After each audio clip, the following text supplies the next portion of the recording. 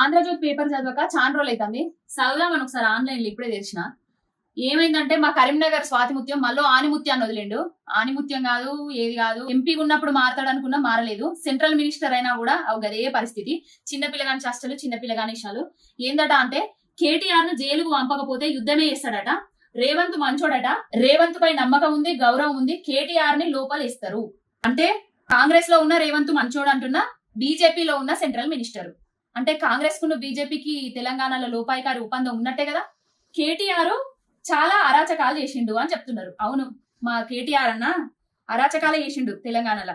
ఏ విధంగా చేసిండంటే దేశంలోనే అత్యుత్తమ నగరాలుగా హైదరాబాదును, అన్ని పురపాలక నగరాలను అన్ని హంగులతోటి తీర్చిదిద్దడంలో అరాచకాలే చేసిండు మా రామన్న. దేశంలోనే అన్ని కంపెనీలు హైదరాబాద్ కు ఆకర్షించే విధంగా ఆయన స్కిల్స్ తోటి, ఆయన టాక్టివ్నెస్ తోటి అన్ని కంపెనీలను పట్టుకొచ్చి ఐటీలో మేడింగ్ చేసిండు హైదరాబాద్ నగరాన్ని. అది కూడా మీ భాషలో అరాచకమే కదా, అరాచకమే. ఎన్నో లక్షల జాబులు క్రియేట్ చేసి ఐటీ ఇండస్ట్రీలో ఎంతో మంది నిరుద్యోగ యువతులు యువకులకు ఉద్యోగ అవకాశాలు కల్పించిండు రామన్న. అది కూడా మీకు అరాచకమే. యువతకు కిరాక్ లేపిండు. కేటీఆర్ లెక్క ఉండాలి రాబాయ్, కేటీఆర్ లెక్క బాడీ లాంగ్వేజ్ ఉండాలి, మా లాంగ్వేజ్ కూడా అట్లా చేంజ్ చేసుకోవాలి అనే ఒక ఫ్యాషన్ ని క్రియేట్ చేసిండు కేటీఆర్ అన్న. అది కూడా మీ భాషలో అరాచకమే. ఇంకొకటి, బండి సంజయ్ గారు, మీకు కొంచెమైనా సిగ్గు అనిపిస్తలేదా? నాకు అర్థమైతలేదు. 5 ఏళ్ళు ఎంపీ ఉన్నారు, ఏం చేయలేదు. ఏం చేయకపోయినా కూడా మా ట్రిపుల్ ఐటీని, కరీంనగర్కి వచ్చిన ట్రిపుల్ ఐటీని కర్ణాటకకు తీసుకుపోయినా కూడా మా జనాలు మళ్ళా నిన్నే గెలిపించిండ్రు. గెలిపించి నిన్ను కేంద్ర మినిస్టర్ గా చేసిండ్రు.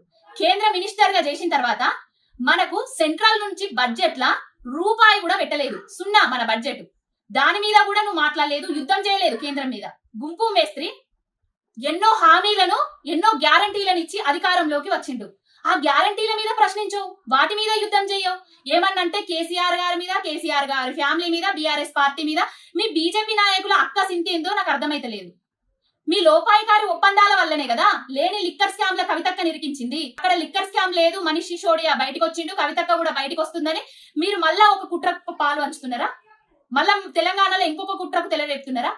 కేటీఆర్ ను అరెస్ట్ చేయాలి అని చెప్తున్నా. అరెస్ట్ చేయరు బిడ్డ, ఏం చేస్తామో తర్వాత చూస్తాము. అసలు ఇంకా కూడా జనాలను ఇట్లాంటి పిచ్చి మాటలు మాట్లాడి, మాయదారి మాటలు మాట్లాడి ఏమర్చడానికి అసలు మీకు ఇంత కూడా ఇంగిత జ్ఞానం లేదా? అభివృద్ధి మీద, నిన్ను గెలిపించిన కరీంనగర్ మీద ప్రేమ చూపి కరీంనగర్ కి ఏమన్నా ప్రత్యేక బడ్జెట్ నో, లేకపోతే ఒక కంపెనీని తీసుకొచ్చి నీ కరీంనగర్ గెలిపించిన ప్రజల యువతి యువకుల రుణం తీర్చుకో.